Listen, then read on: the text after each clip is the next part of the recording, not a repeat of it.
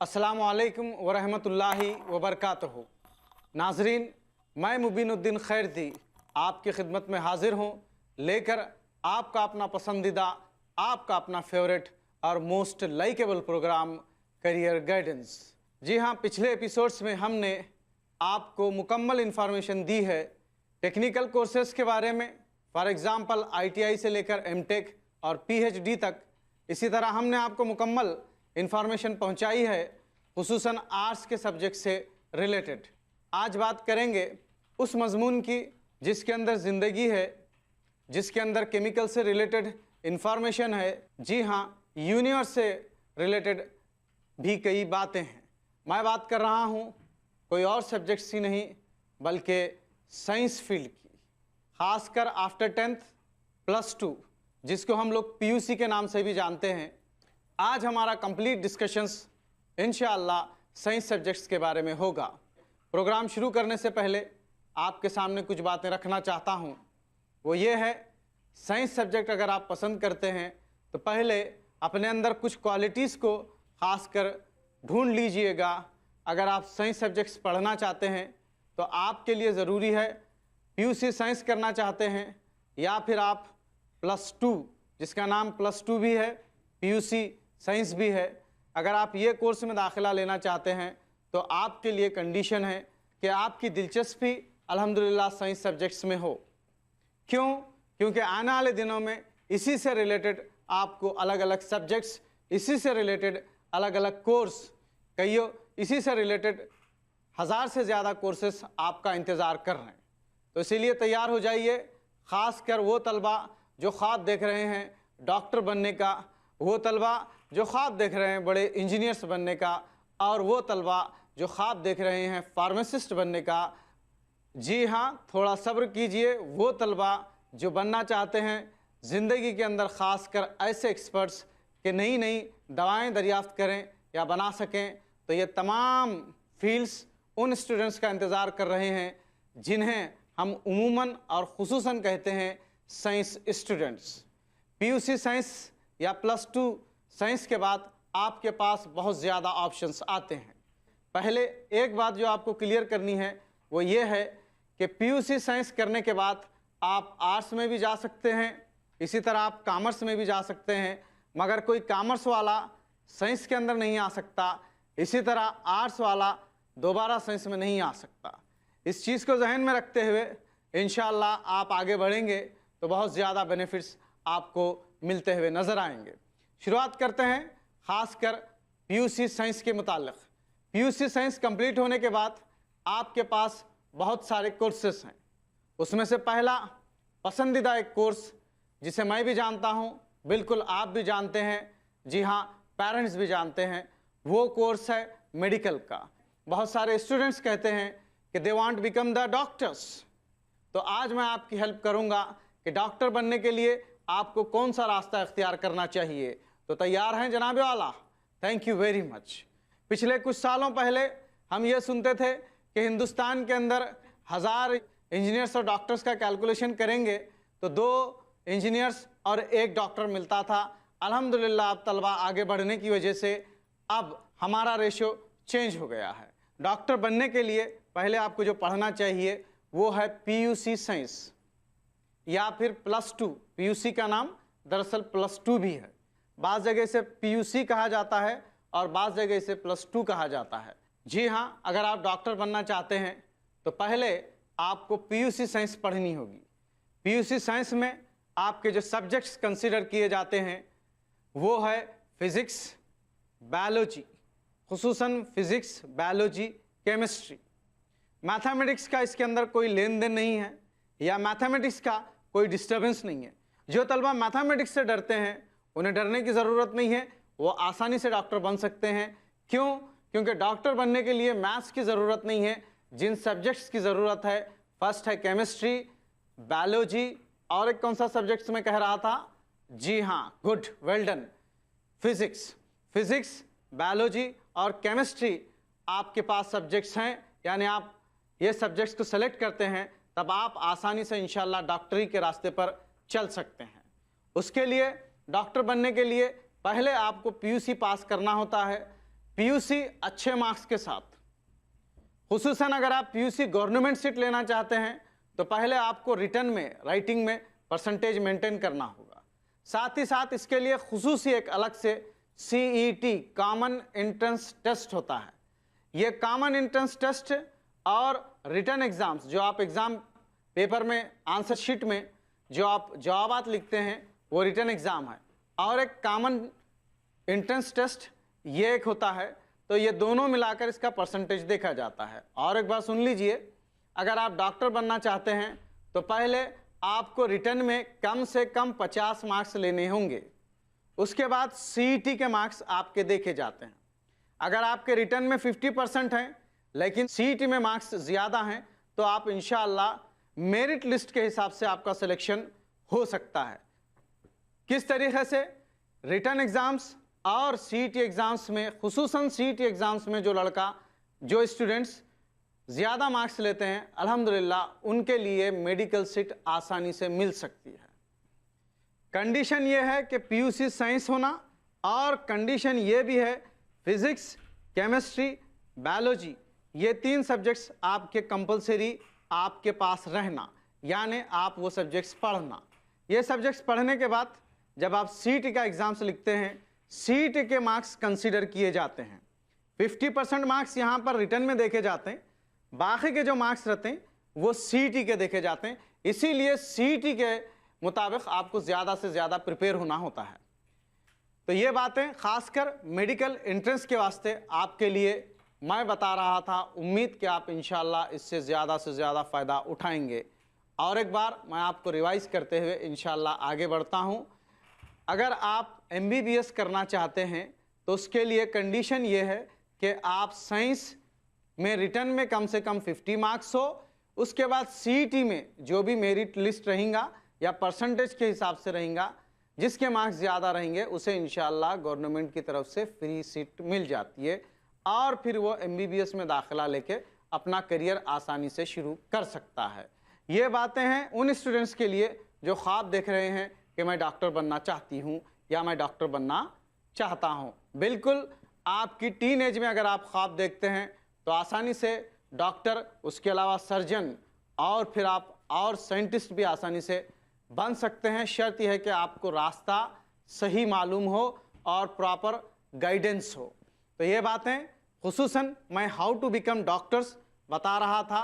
अब और थोड़ा आगे बढ़ते हुए इंशाल्लाह इस कोर्स की डिटेल मैं आपके सामने रखता हूँ।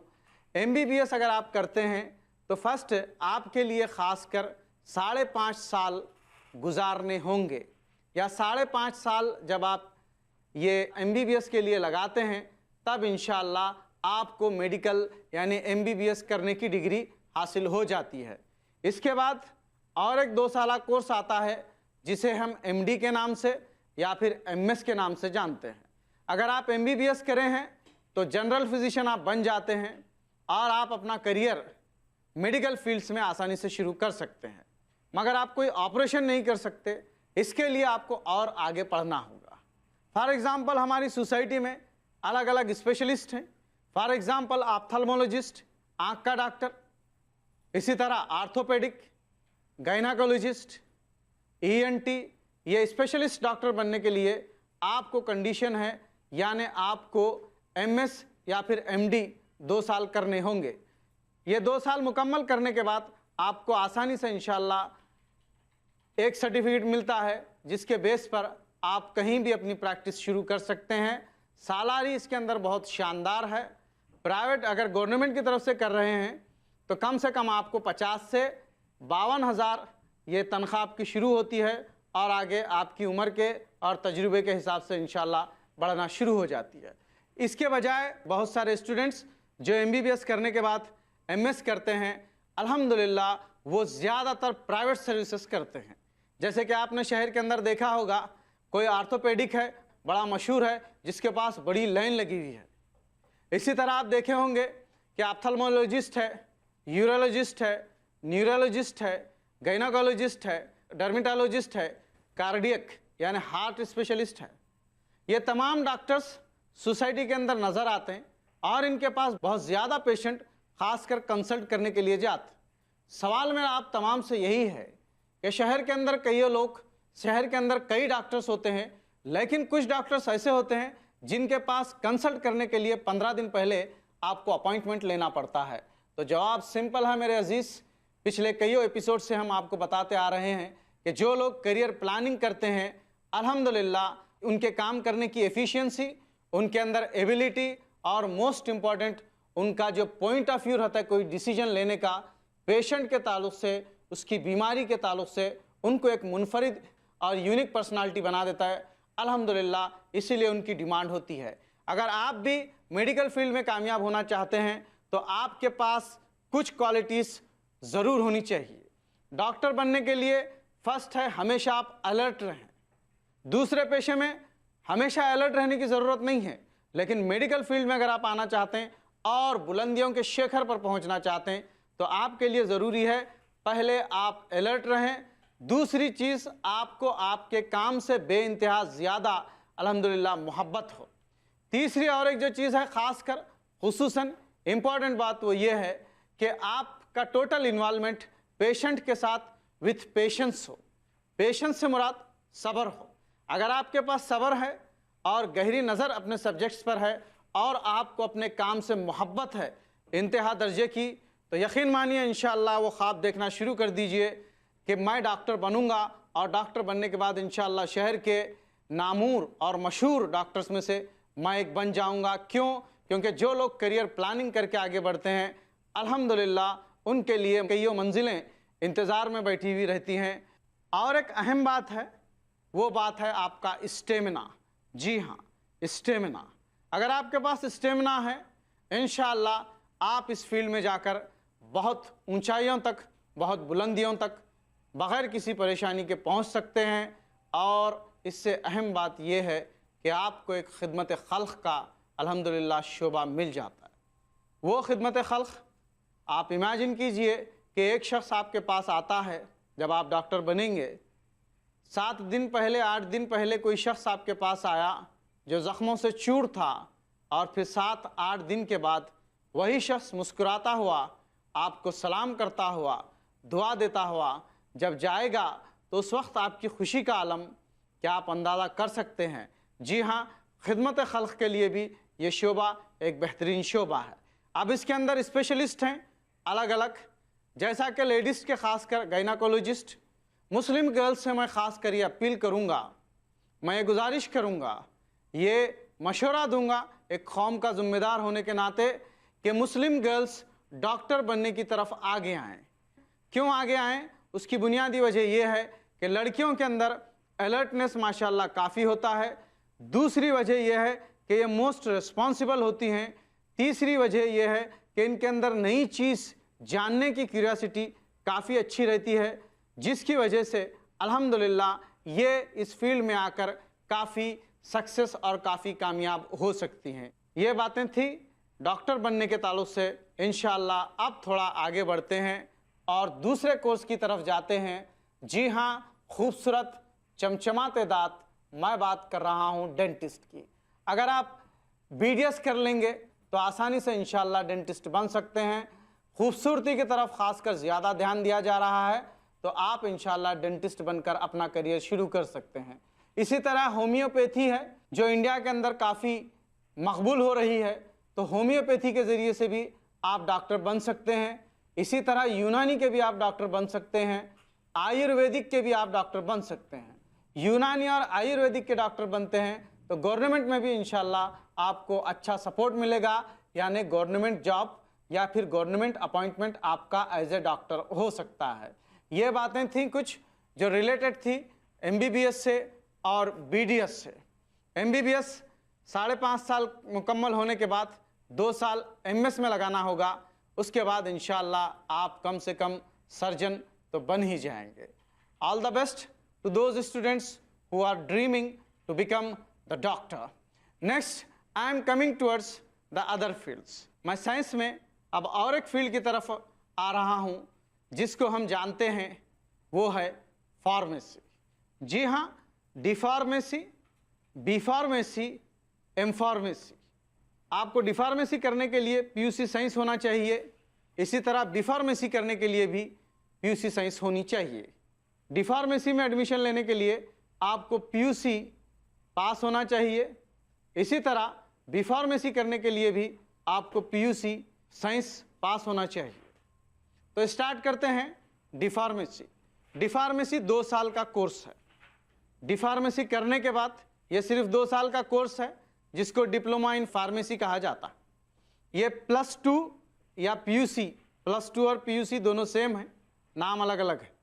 तो पीयूसी के बाद या +2 के बाद अगर आप डी फार्मेसी करते हैं तो ये 2 साल कोर्स है। ये करने के बाद इंशाअल्लाह ताला अज़ीज़ आपका career as a community pharmacist या फिर होम फार्मासिस्ट की शक्ल में आसानी से हो सकता है। आप इंडस्ट्रीज़ में भी अल्हम्दुलिल्लाह जा सकते हैं। साथ ही साथ अगर आप आगे पढ़ना चाहे तो आगे भी आप अपनी पढ़ाई जारी रख सकते हैं बी फार्मेसी में। अब सवाल ये आता है होम फार्मासिस्ट किसको कहते हैं। अगर कोई मेडिकल खोलना चाहता है तो उसके लिए डी फार्मेसी कंपलसरी है। अगर उसके पास सर्टिफिकेट डी फार्मेसी है तो वो मेडिकल खोलकर अपना कारोबार शुरू कर सकता है, जिसके बहुत सारे बेनिफिट्स और एडवांटेजेस हैं। इसी तरह अगर कोई लड़का आगे पढ़ना चाहता है तो अल्हम्दुलिल्लाह वो बी फार्मेसी कर सकता है। तो बी फार्मेसी की तरफ आते हैं। बी फार्मेसी पीयूसी साइंस के बाद ही आप कर सकते हैं। शर्त यह है आप परसेंटेज मेंटेन करें, और इसके अलावा ये कोर्स बी फार्मेसी 4 साल है। जी हाँ, बी फार्मेसी कोर्स ये अल्हम्दुलिल्लाह 4 साल कोर्स है। ये कोर्स अगर आप करेंगे तो आपके पास ज़्यादा से ज़्यादा स्कोप्स हैं। जैसा डी फार्मेसी करने के बाद बहुत ज़्यादा स्कोप्स नहीं है, लेकिन बी फार्मेसी करने के बाद आपके पास बहुत ज़्यादा स्कोप्स अवेलेबल होते हैं। आप बी फार्मेसी के बारे में भी सोच सकते हैं, क्योंकि जो इंसान सोचता है वो कुछ करता है, और जो कुछ करता है अल्हम्दुलिल्लाह वो आगे भी बढ़ता है। तो ये रिलेटेड बातें थी बी फार्मेसी से। इसी तरह इसके बाद बी फार्मेसी कंप्लीट करने के बाद और 2 साल कोर्स आता है जिसे हम एम फार्मेसी बोलते हैं। जी हाँ, M pharmacy, master in pharmacy.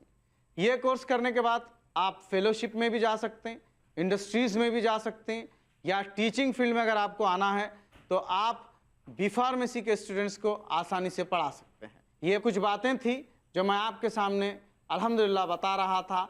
वो थी बातें डी फार्मेसी से रिलेटेड, बी फार्मेसी से रिलेटेड और एम फार्मेसी से रिलेटेड। अब हम आते हैं और एक कोर्स की तरफ जिसको आप और मैं बहुत अच्छी तरीके से जानते हैं, शायद पेरेंट्स भी जानते होंगे। जी हाँ, मैं बात कर रहा हूँ बीएससी, बीएससी, बीएससी की। अगर आप पीयूसी साइंस करते हैं तो आप एडमिशन ले सकते हैं बीएससी में।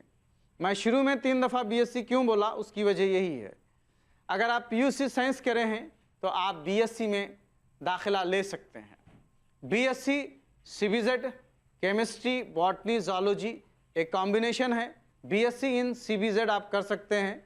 इसी तरह और एक है बीएससी पीसीएम, यानी physics, chemistry, correct, mathematics, physics, chemistry, mathematics. इसी तरह इलेक्ट्रॉनिक सब्जेक्ट्स रखकर आप बीएससी इन इलेक्ट्रॉनिक कर सकते हैं। इसी तरह अगर आप बीएससी कंप्यूटर साइंस करना चाहते हैं तो आपके लिए एक कंप्यूटर साइंस सब्जेक्ट चुनना होता है।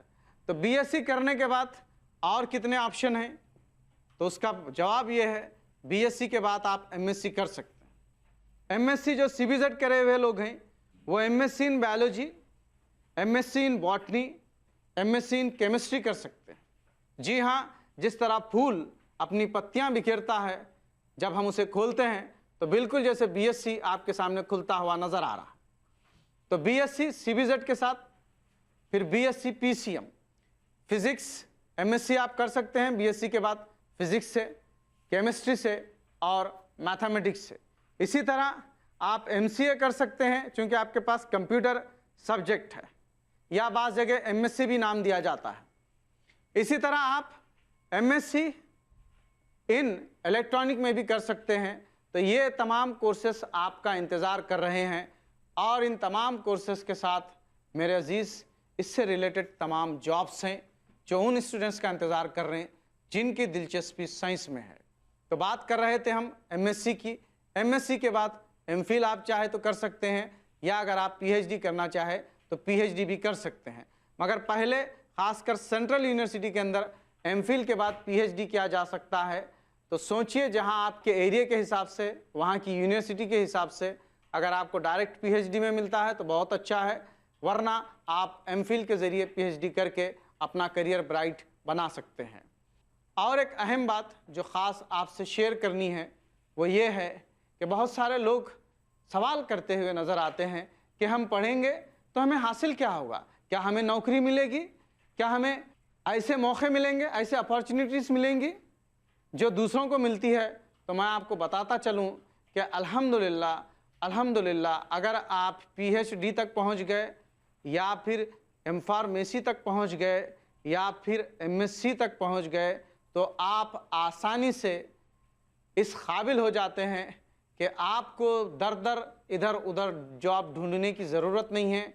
क्यों? आप करियर प्लानिंग करे हुए हैं, जॉब कहाँ है आपको नज़र आ जाता है, और जब आप उसके लिए कोशिश करेंगे तो इंशाल्लाह आप जॉब आसानी से हासिल कर सकते हैं।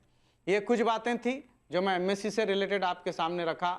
इंशाल्लाह अगले प्रोग्राम में ख़ासकर और एक बार मैं साइंस से रिलेटेड डिटेल कोर्सेज़ के बारे में बताऊंगा इंशाअल्लाह ताला अज़ीज़। एक शेर आपके नज़र है, सुन लीजिएगा। ख़ासकर नौजवानों के लिए, स्टूडेंट्स के लिए, नौजवान को अगर उसकी अहमियत का पता चल जाए तो फिर कभी वो रुकता नहीं, मंजिलें बन जाती हैं उसके कदमों का निशान और वो बनता है ख्वाबों का सुल्तान। जी हाँ, आप ख्वाबों के सुल्तान बन सकते हैं। ये हम आपको डिटेल बता रहे थे साइंस के बारे में। उम्मीद आप ज़्यादा से ज़्यादा फ़ायदा उठाएंगे। अगली नशिस्त तक इजाज़त दीजिए, इंशाअल्लाह फिर होगी मुलाकात वही जज्बे के साथ। अस्सलामु अलैकुम व रहमतुल्लाहि व बरकातहू।